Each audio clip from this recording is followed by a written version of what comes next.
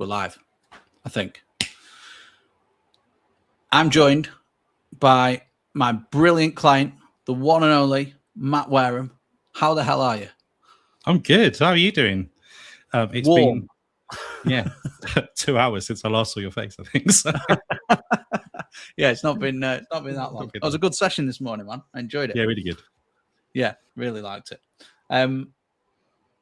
You've volunteered, half volunteered, to come on and talk about your experience with C2C, mate. So I'd like to hit you with a few questions, if I may, just so you can give people your honest review and talk about what's gone on, how you felt about it, what the plans are, that kind of stuff, if that's cool. Go for it.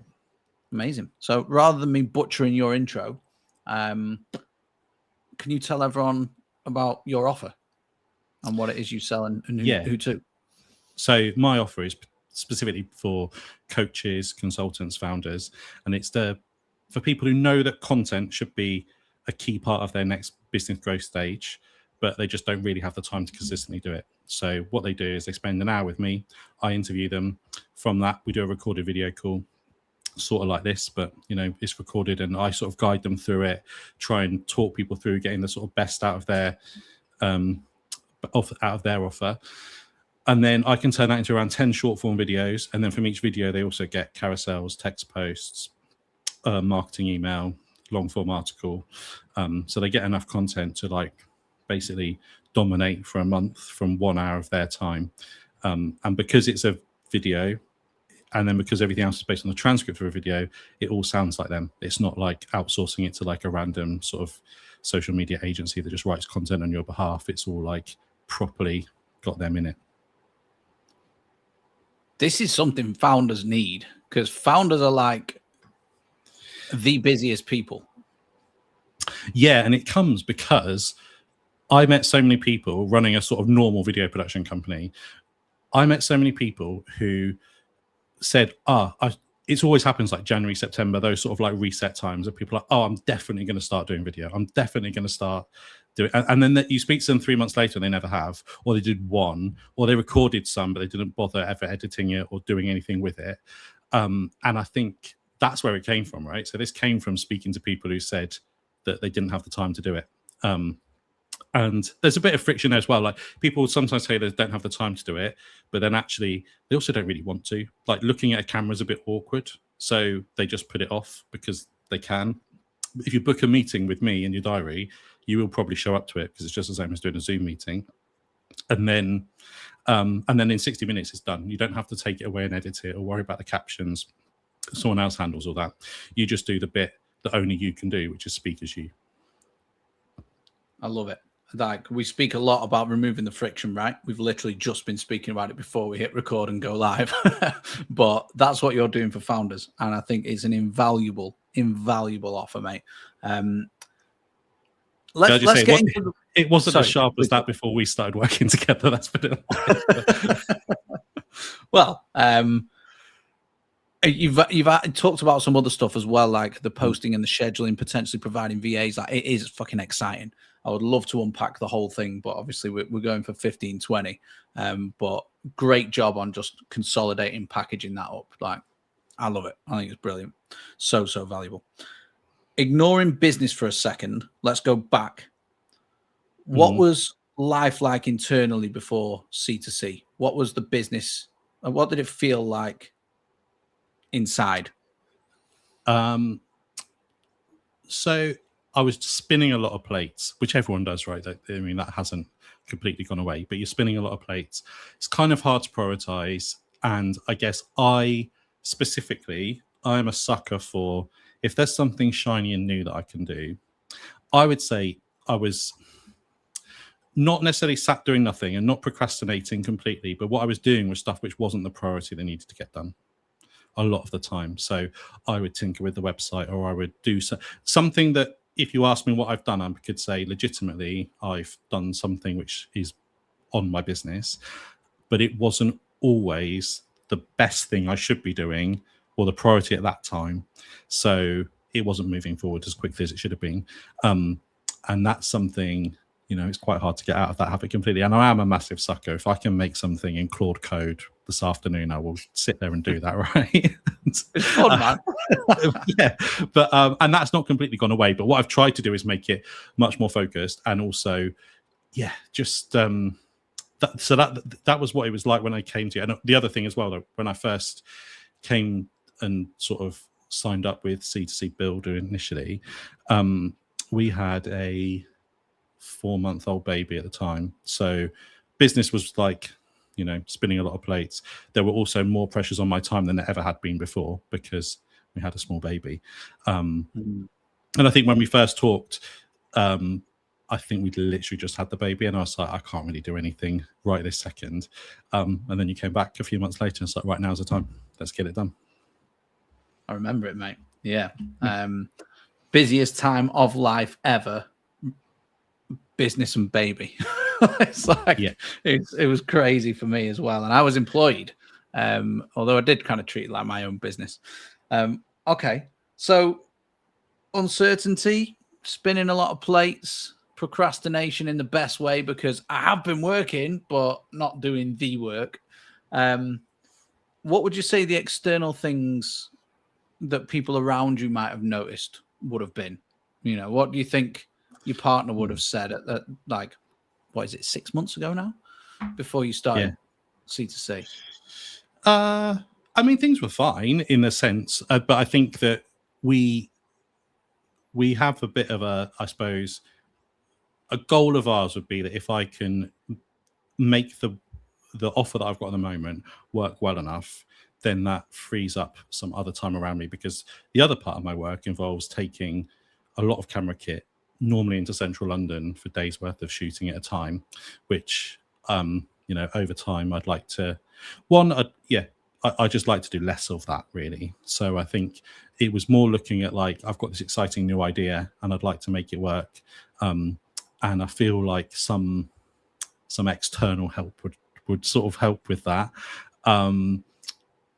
I mean, if you'd have asked my partner what it was like, she could see that I was working. And the thing is, I would be working quite hard, but also then trying to fit that around everything else. So I think for me, it wasn't necessarily about what other people around me would have noticed. It was more about what I knew myself about how productive I actually was being around, certain bits of my day. Yeah, the brutal honesty when you've got to look yourself in the mirror at the end of the day. I know the feeling, man. So what was the catalyst then that made you take the leap? Because procrastinators tend to procrastinate. And I know that because I've been one myself and still am to some degree. But what was it that made you go, okay, now's the time, I'm going to hop in and do this thing? It's interesting because I suppose what made me do it and then what I think's been best afterwards since we've joined may not be the total same thing. But interesting. I mean, it was you, I think. So I saw you do a session in the Holt, Leah Turner's Holt, right? And I watched it. I was having my lunch. I had my camera off, and I watched it whilst I was having my lunch. And it was about using Sales Navigator on LinkedIn. And I did nothing with that information. But then I was like, this guy seems quite good. And then I think you added me on LinkedIn afterwards, and then we sort of chatted a bit. And then you did a workshop at the sort of tail end of last year. And off the back of that, there was an offer to join C2C, and that was the time to be like, let's actually get on and do this. So I guess it was probably, if you're going back to it, it's probably seeing you for about an hour, do a workshop on something, but in that sort of weird way where I did the workshop, didn't implement any of the things you talked about.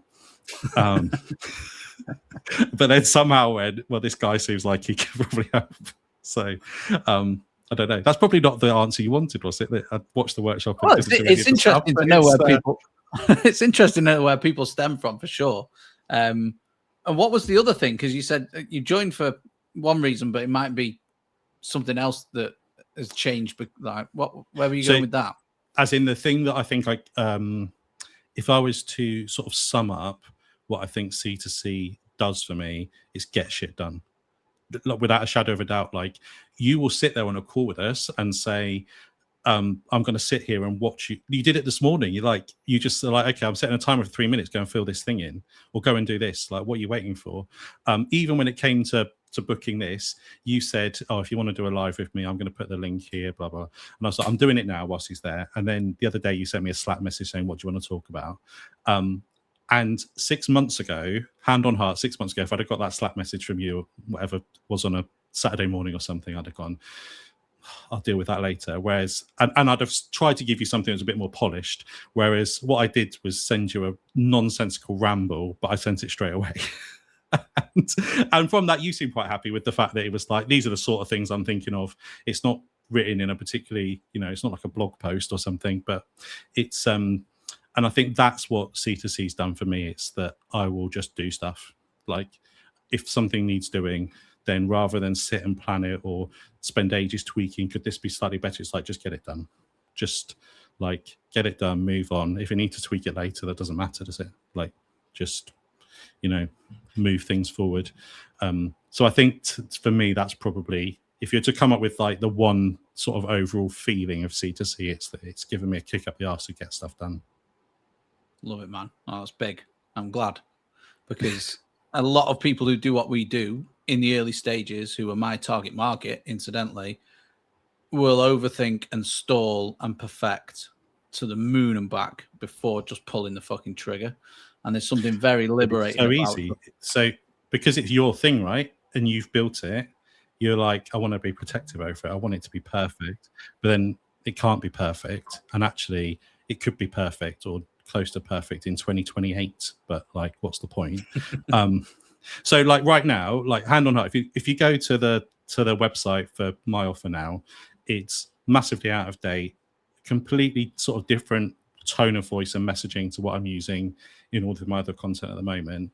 But yeah, I don't know, probably 6 months ago now, you said, don't, if you did one thing you do today, don't go away and start building a new website for your offer. Just start getting it in front of people.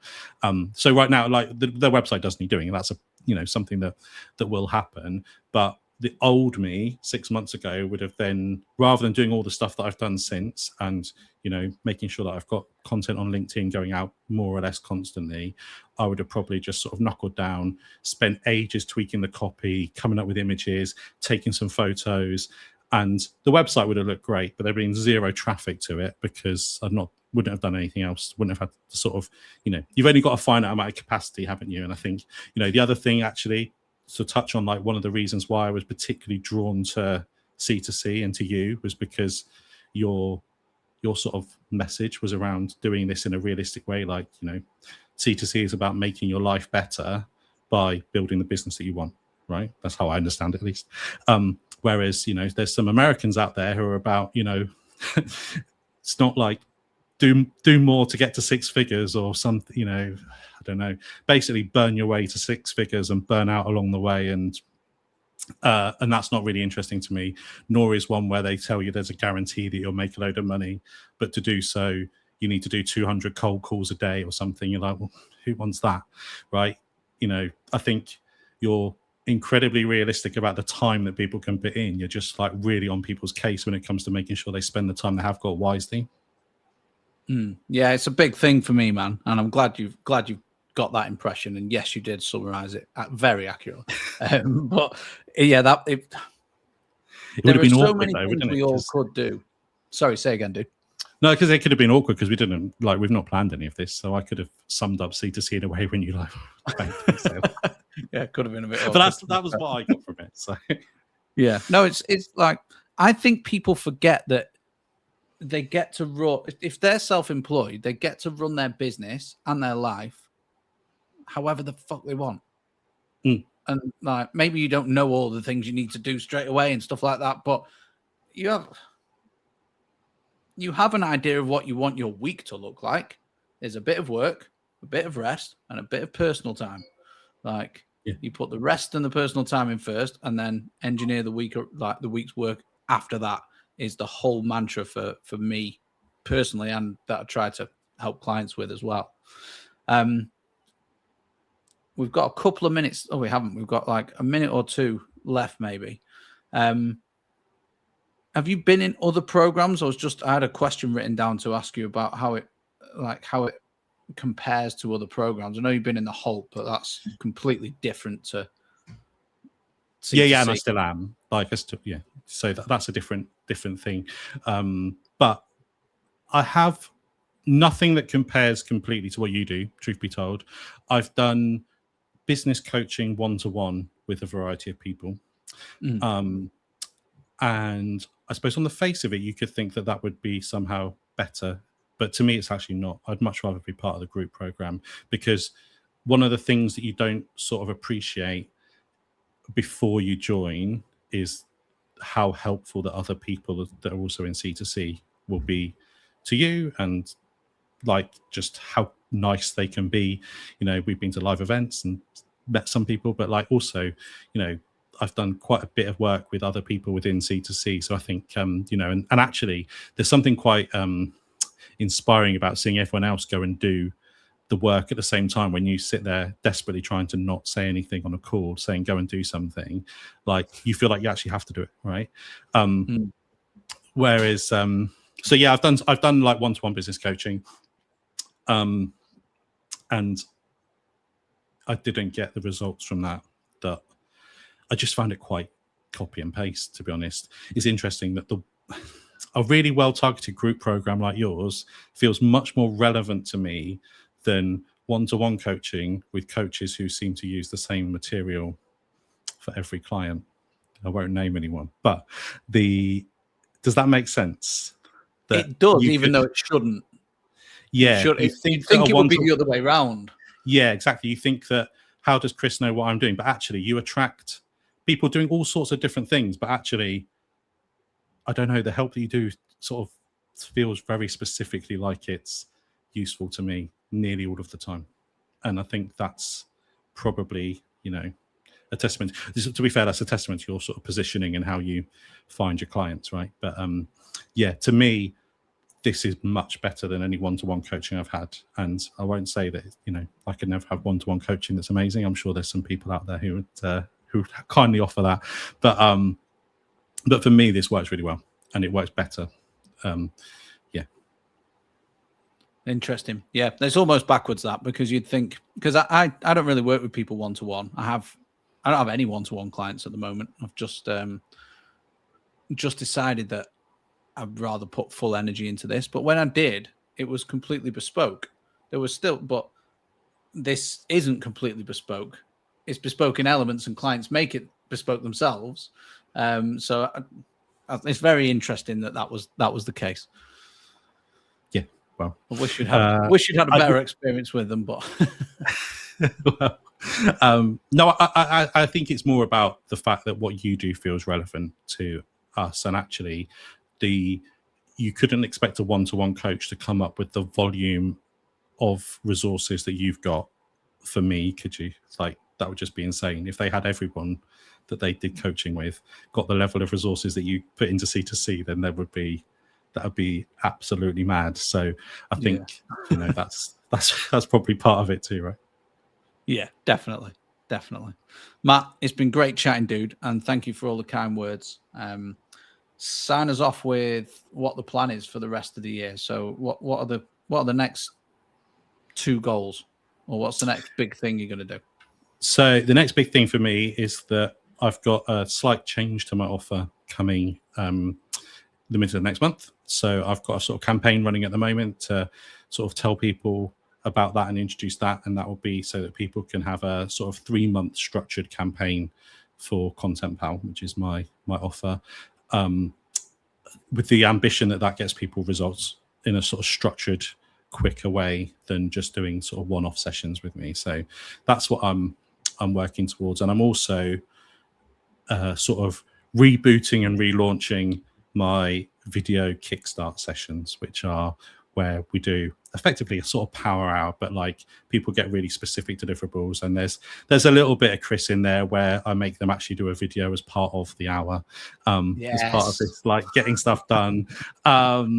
So yeah, which is not something I did before, but I've sort of rebooted that, and I've had my first sort of 3 or 4 people go through that process, and the feedback's been really good. So that's positioning me to have something that's a bit lower ticket, and then something for people who really want to like a structured way to sort of get off the starting block, really, of taking content seriously for their sort of, for their business. Amazing. Well, again, thank you for the kind words, dude. It's been great to chat. We'll let you take your top back off and enjoy the sun. But thank you for my t-shirt on literally just for you. Yeah. Thanks, mate. I will catch you Thursday, if not before, dude. Yeah. See you then. Thanks, man.